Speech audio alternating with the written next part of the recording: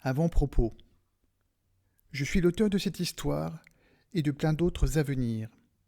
Si vous aimez, n'hésitez pas à mettre un pouce et à partager pour aider la chaîne à grandir. Vos commentaires sont aussi les bienvenus. N'hésitez pas aussi à aller écouter les autres histoires déjà disponibles et à vous abonner à ma chaîne naissante pour la faire grandir. Merci d'avance et bonne écoute. Retrouvailles éternelles. Il était une fois, dans une petite ville au fin fond de la Bretagne, entourée de collines verdoyantes, deux adolescents profondément amoureux l'un de l'autre. Ils se prénommaient respectivement Léa et Julien, et leurs cœurs battaient à l'unisson. Les deux étaient inséparables, et passaient le plus clair de leur temps ensemble, bien qu'habitant encore chez leurs parents bienveillants. Leur histoire était connue dans tout le pays, et faisait l'admiration et parfois même l'envie des habitants.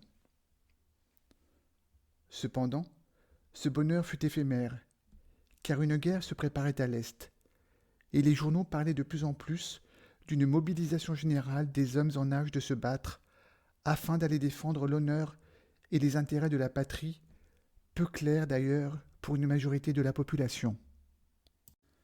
Julien, jeune homme courageux, dévoué mais également très idéaliste, se porta volontaire pour les couleurs de son pays. Léa, les yeux brillants de larmes, le soutint à regret dans sa décision, le cœur lourd et l'esprit rempli de crainte et d'incertitude.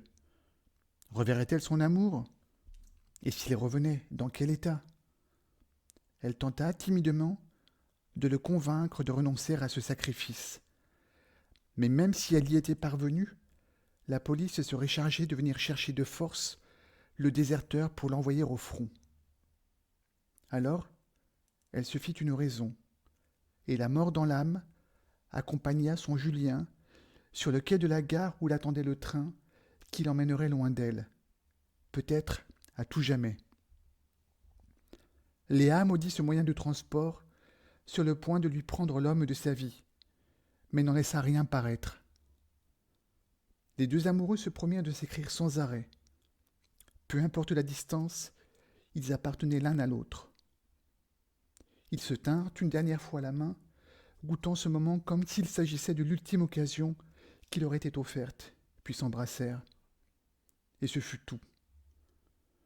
Julien monta alors dans le train, qui démarra quelques instants après.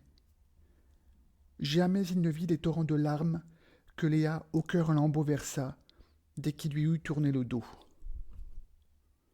Les lettres passionnées qu'ils échangèrent par la suite apportaient un peu de réconfort à chacun.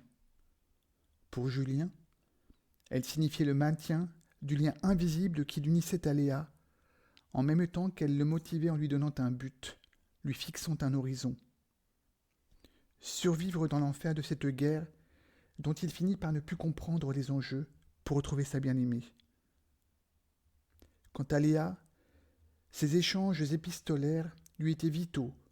Elle les considérait comme un fil d'Ariane qui permettrait à Julien de retrouver le chemin de la maison une fois tout cela terminé. Après plusieurs semaines ou mois, Léa ne savait plus, le courrier de Julien cessa d'arriver. Plus de nouvelles, plus rien ne parvint à Léa, et son esprit fut assailli par les pires pensées. Impossible de contacter qui que ce soit, et impossible de savoir où se trouvait son fiancé, ni s'il lui était arrivé quelque chose. Léa était inconsolable. Après plusieurs années, la guerre prit fin et la paix entre les belligérants fut signée. Mais le jeune homme était toujours porté manquant. Léa, désespérée, entama des démarches, écrivant un peu partout aux autorités militaires pour savoir ce qui s'était passé, mais rien. On ne savait pas ce qu'il était advenu de Julien. Des décennies s'écoulèrent. Les cheveux de Léa blanchirent, mais son amour pour Julien ne faiblit jamais.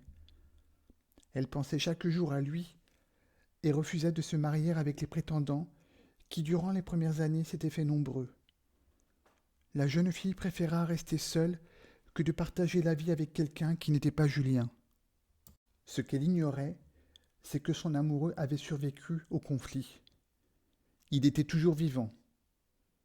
Durant une bataille, l'escadron de Julien fut bombardé et un missile explosa près du jeune homme.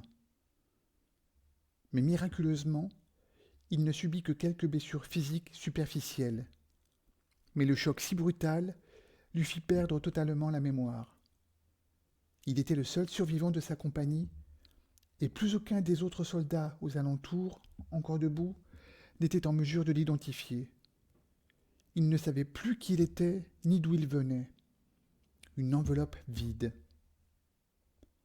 Il atterrit dans un hôpital, et devant son incapacité à répondre aux questions qu'on lui posait, il fut envoyé dans un centre spécialisé pour personnes souffrant de troubles psychologiques et y vécut toutes les années qui suivirent, loin de son passé, ayant oublié jusqu'au visage et à la voix de la jeune fille qui avait été l'amour de sa vie, ignorant que celle-ci avait tout tenté pour le retrouver, en vain, mais qui, avec son cœur en morceaux, continuait de penser à lui chaque jour, avec l'espoir, l'infime espoir de le revoir.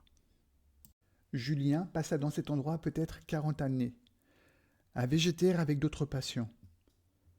Il n'était ni heureux ni malheureux. Le personnel l'appréciait beaucoup, car il n'était pas compliqué et toujours si calme, prenant docilement les médicaments qu'on lui donnait chaque jour. Avec le temps, les médecins avaient renoncé à son rétablissement total et qu'il puisse un jour recouvrer la mémoire. Alors ils le laissaient en paix.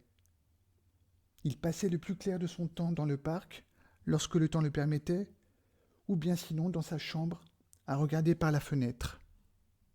Au bout peut-être de 35 années, Julien commença à avoir des visions. Il voyait des visages, et en particulier celui d'une ravissante demoiselle qui revenait avec insistance, et aussi un pays, des paysages qu'il ne connaissait pas. Enfin, croyait-il. Mais il n'en parla pas autour de lui. Au début, les images étaient floues, mais petit à petit, elles se firent de plus en plus précises. Il se demandait si tout cela était la conséquence de ses troubles psychologiques, de ce lointain accident dont les médecins lui avaient parlé autrefois. Puis, plus le temps passait, et plus ses visions devenaient claires. Il en rêvait aussi durant son sommeil. Un jour, alors que le personnel ne faisait pas attention à lui, et que le portail à l'entrée était encore entr'ouvert, il se glissa dehors, marcha dans la ville et arriva à la gare. Avant de sortir du centre, il avait aperçu sur le comptoir à l'accueil une liasse de billets dépassant du tiroir encore ouvert de la caisse. L'infirmière avait le dos tourné. Il avait machinalement pris l'argent, sans savoir pourquoi, pour le mettre dans sa poche. Il rentra dans la gare et aperçut au-dessus de lui un panneau indiquant les horaires et destinations des trains en partance. Puis il se dirigea vers le guichet, derrière lequel dévisageait un type au regard un peu endormi. L'employé lui demanda d'une voix à peine aimable « C'est pour aller où ?» Et Julien marmonna un nom d'endroit qui lui était souvent revenu durant ses récentes visions. Le type inclina la tête et lui fit répéter « Pour aller où ?» Julien prononça à nouveau le nom de la ville ou endroit plus clairement, et fut surpris de voir que ce nom existait puisque l'employé lui répondit « Ce n'est pas la porte à côté. Vous devrez changer 5 fois, et le voyage durera environ 9 heures. » Il lui annonça le prix du billet, lui imprima les horaires et le titre de transport. Julien sortit les billets de sa poche. Par chance, il y avait plus qu'assez et le paya. Il se dirigea vers le quai, où l'attendait déjà son premier train. Monta dedans, trouva une place près d'une fenêtre et s'y installa le plus confortablement possible. Le train démarra. Julien se demandait s'il avait pris la bonne décision et où le mènerait ce voyage. Qu'allait-il trouver là-bas ? Le voyage, ainsi que l'avait indiqué l'employé du guichet, dura environ 9 longues heures. Mais malgré le lieu confiné du compartiment dans lequel se trouvait Julien, il respirait.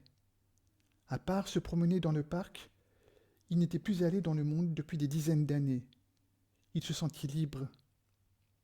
Il put récupérer toutes ses correspondances sans difficulté, et lorsqu'il avait un doute, n'ayant jamais dû effectuer de voyage aussi long, et surtout seul, et dans son état, il demanda à un passant ou un employé des chemins de fer de lui indiquer le bon numéro de quai. Après cette exténuante journée, il arriva au terme de son voyage et se retrouva dans une petite ville qui lui sembla vaguement familière.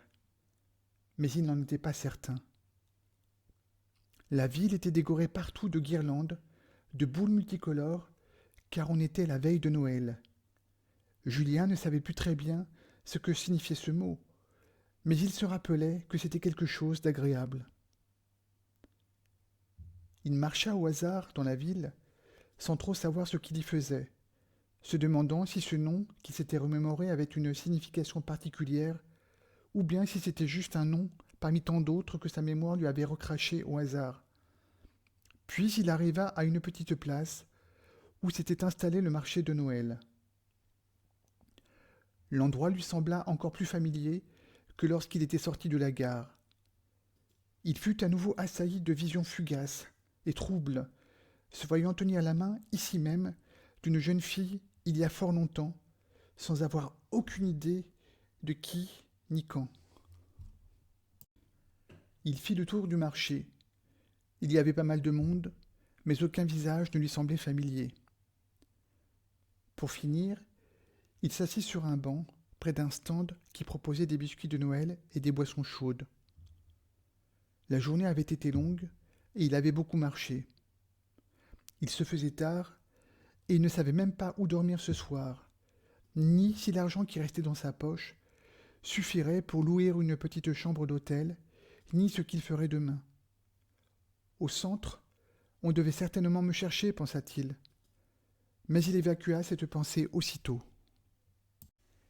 Il resta là, sur ce banc, à regarder les personnes passer. Des parents avec enfants, un peu agités ou les yeux brillants devant les stands. Des jeunes couples se tenant amoureusement. Des messieurs ou des dames, les bras chargés de paquets, probablement pour cette fête de Noël qu'il se rappelait avec peine. Puis soudain, parmi la foule devant lui, il vit une dame qui s'approchait lentement droit vers lui. Cette personne, pensa-t-il, devait avoir, dans ses âges, une silhouette svelte et les cheveux blanchis par le temps, un peu comme lui. Sa façon d'avancer lui disait quelque chose.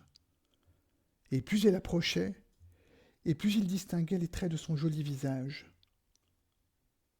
Elle n'était plus qu'à quelques mètres de lui, et il put voir que des larmes coulaient le long de ses joues. Tout à coup, un mot, un nom lui échappa.